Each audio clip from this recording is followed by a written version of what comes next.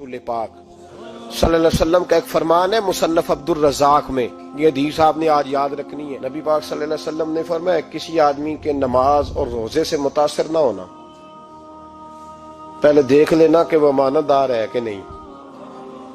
किसी के नमाज रोजे से मुतासिर नहीं होना, पहले देख लेना कि दयानतदार है कि देखना लोगों की जेबों पे कितनी नजरें डालता है। फरमाया बहुत सारे नमाज रोजे वाले धोखेबाजी करते हैं, दयानती न करें, अपने ओहदे का पास रखें, अपने मनसब का ख्याल रखें। ओहदे जिस जगह आप मौजूद हैं आपकी जिम्मेदारी है। मेरे रसूल पाक सल्लल्लाहु अलैहि वसल्लम ने फरमाया हर बंदा तुम में से निगरान है और जो उसकी रियाया है उसके बारे में उसने जवाब देना है। कभी भी बददयानती ना करें। हम लोगों का पहले एतमाद हासिल करते हैं, फिर उस एतमाद को ठेस पहुंचाते हैं। उसका नुकसान पता क्या होता है? दुनिया में सबसे कमजोर शख्स वो होता है जिस पर कोई एतबार नहीं करता। जिसका एतमाद जाया हो जाए वो आदमी बिखर जाता है। कभी भी धोखाधड़ी की पॉलिसी ना बनाए।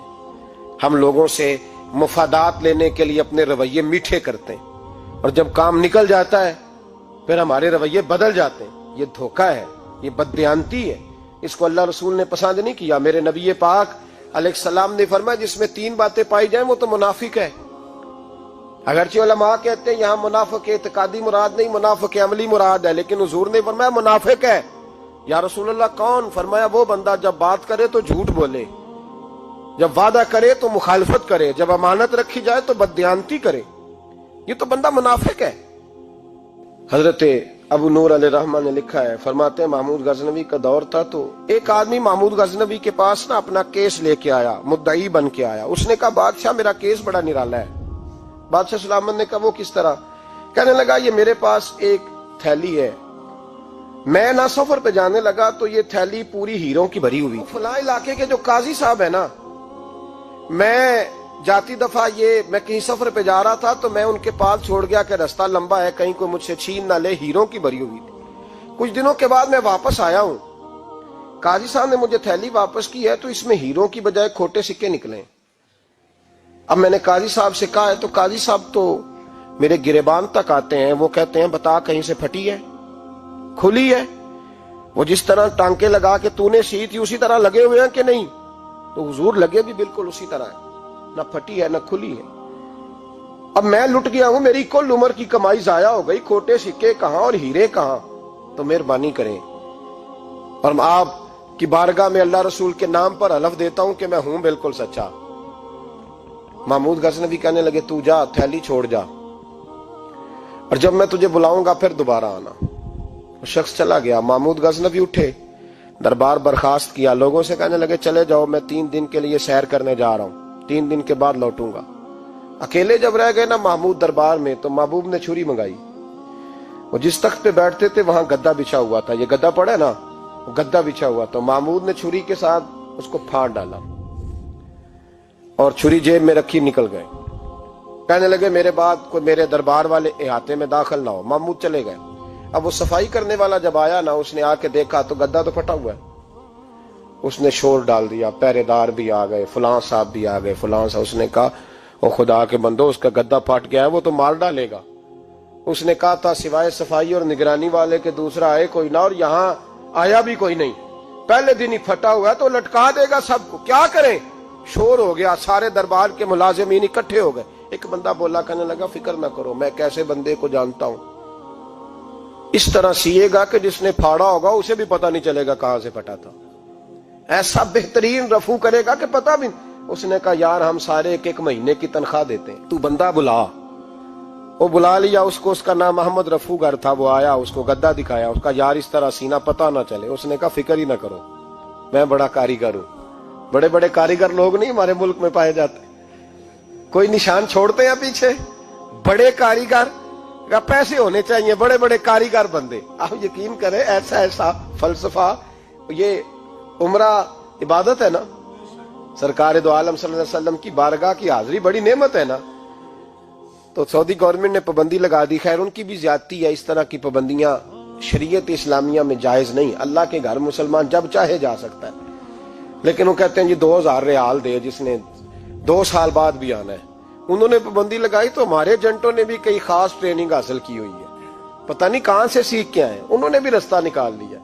ایک صاحب سے میں نے کہا کہ جناب وہ 2000 ریال لگ گیا تو کیا کرنا ہے؟ کہنے کوئی مسئلہ نہیں، پاسپورٹ نواں بنوا لو، گنجائش ہے، یعنی ہر شے کا حل ہے۔ اور میں نے کہا یار اب عمرہ کرنے جاتے وقت بھی بندہ دھوکہ دے کے جائے، اللہ کے گھر جاتے وقت بھی اس طرح کی حرکت کرے، کیا حال ہو گیا؟ ہر چیز کا لوگوں نے حل نکال لیا، ہر چیز کا لوگوں نے سٹائل بنا لی۔ ایسا نہ کریں، یہ درست نہیں۔ احمد رفو گر کہنے لگا اس طرح سیوں گا کہ پھاڑنے والے کو بھی پتہ نہیں۔ ان کا پیسے لے یار تو سی دے۔ اس نے سی دی، اگلے شام ہی لا کے بچھا دیا گدا۔ تیسرے دن بادشاہ سلامت آئے، آ کے پہلی نظر گدے پہ ڈالی، اس نے بلایا سب ملازمین کو، کہا کس نے سیا ہے؟ کہا جناب کیا ہوا؟ کہا یہ پھٹا ہوا تھا۔ کس نے؟ کہا نہیں پھٹا ہی نہیں۔ وہ کہنے لگے بنو بات، میں خود پھاڑ کے گیا تھا، تو بتاؤ صحیح سیا کس نے ہے؟ کہا جناب آپ پھاڑ کے گئے تھے تو بتایا کیوں نہیں؟ فرمانے لگے اسی لیے تو بتایا نہیں تھا کہ تم خود تحقیق کر لو، بلاؤ بتاؤ سیا کس نے۔ تو بلا لیا، احمد رفو گر آ گیا۔ اس کو جب بلا کے سامنے بادشاہ کھڑا کیا، کہا بھئی تو نے سیا ہے؟ کہنے لگا حضور آپ کے سارے ملازم کٹھے ہو کے آئے تھے، میری غلطی کوئی نہیں۔ کہا نہیں یار تو بڑا کاریگر ہے، میں نے اپنے ہاتھ سے پھاڑا تھا پر مجھے بھی نہیں پتا چل رہا کہاں سے پھٹا تھا۔ اچھا یہ بتا یہ تھیلی جو ہے یہ بھی تو نے سی تھی؟ اس نے کہا جی آپ کے خادم کا ہی کارنامہ ہے، وہ فلانے علاقے کے قاضی صاحب آئے تھے، اس میں سے ہیرے نکال کے تو کھوٹے سکے بھرے تھے، تو مجھے بھی تھوڑا سا حصہ ملا تھا۔ محمود نے سارے گواہ بھی اکٹھے کر لیے، ثبوت بھی اکٹھے کر لیے۔ پھر قاضی کو بلایا، پہلے سارے ثبوت اور گواہ کیس حل کر لیا۔ پھر ہمارے ہاں یہ حال ہوتا ہے کہ مدعی 2-3 ہفتے کے بعد خود ہی ہاتھ باندھ جاتا ہے، کہنا تسی میری جان چھڈو، مجرم پھڑو پاوے نہ پڑھو۔ وہ کہتا ہے مجھے معافی دو، میں رہا۔ ظلم ہے نا، ظلم زیادتی ہے کہ جو بیچارہ اتنے سوال مجرم سے نہیں ہوتے جتنے مدعی سے ہوتے۔ اب یقین کریں اتنے سوالات ہوتے، بیچارہ ہف جاتا ہے۔ یہ طریقہ درست تو نہیں، ایک لٹ گیا اور دوسرا طرح طرح کے سوالوں کے جواب دیتا پھرے بیچارہ۔ سارے ثبوت اکٹھے کر کے قاضی صاحب کو بلایا، تنہائی میں لے جا کے محمود غزنوی نے کہا قاضی صاحب آپ سے غلطی ہو گئی، غریب آدمی تھا، وہ لٹ گیا ہے، اس نے تو بڑی مشکل سے کچھ ہیرے جمع کیے تھے اور اس کی کل کائنات تھی، تو آپ اس کا مال اسے دے دیں، بات ختم۔ قاضی صاحب کہنے لگے آپ مجھ پہ الزام لگا رہے ہیں، سوال ہی نہیں پیدا ہوتا۔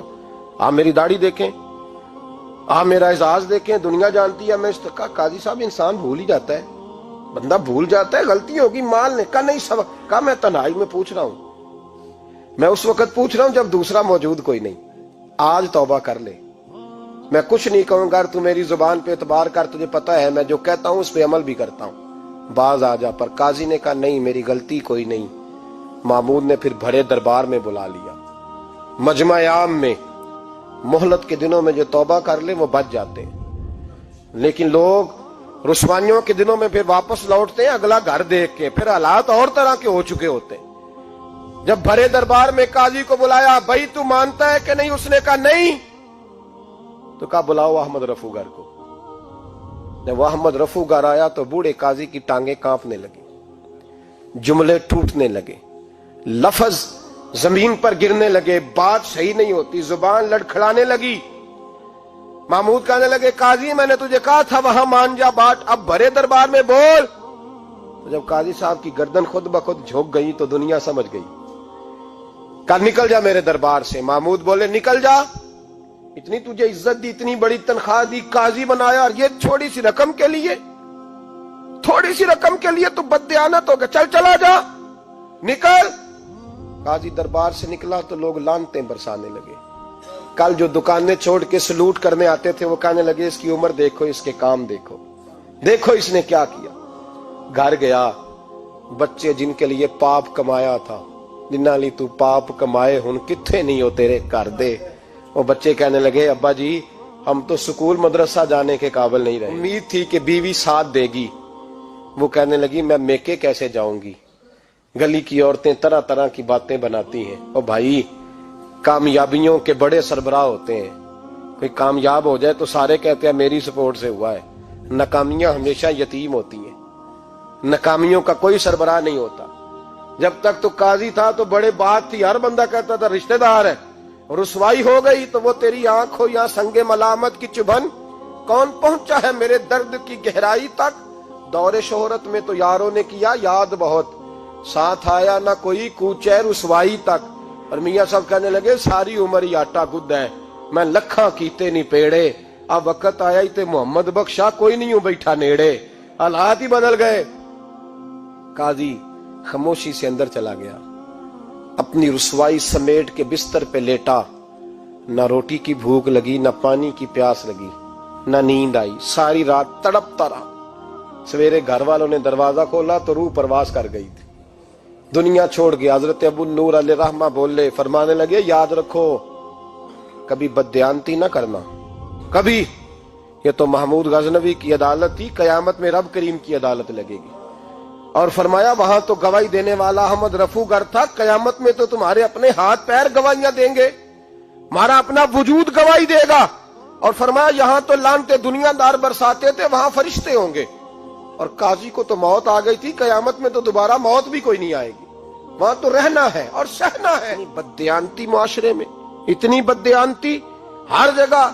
اس معاشرے کا بھی کچھ بنے گا جہاں دوائی بھی خالص نہ ملے، جہاں دوائی میں بھی بددیانتی ہو۔ لوگ اپنے بچے کو آکسفورڈ یونیورسٹی میں پڑھانے کے لیے غریبوں کے بچوں کے رگوں میں جو دوائی اتارے وہ بھی 2 نمبر۔ اتنا بڑا بھی کو بددیانت معاشرہ ہوتا ہے کہ لوگ یہاں تک دھندا کریں، یہاں تک کہ لوگ لوگوں کی زندگیوں سے کھیل جائیں اور ہمیں احساس تک نہ ہو کہ کوئی مر جائے گا، کوئی ڈوب جائے گا، کیا بنے گا۔ اور جس نے وہ اپنی رجسٹر کی دوائی کی، اس نے 2-4 لاکھ روپیہ لیا اور اس نے یہ نہیں سوچا کتنے انسان میری وجہ سے مریں گے۔ قتل صرف یہ تو نہیں ہوتا گولی مار کے مار دینا، لوگوں کی زندگیوں سے لوگ کھیل جاتے ہیں، لوگ تباہی کر جاتے ہیں، لیکن بددیانتی سے باز نہیں آتے۔ میرے رسول پاک علیہ السلام کے غلاموں، نبی پاک صلی اللہ علیہ وسلم نے ذرا سی بددیانتی، اور صحابہ کا یہ مزاج تھا، اتنی سی بھی کبھی ان سے غلطی ہوتی تو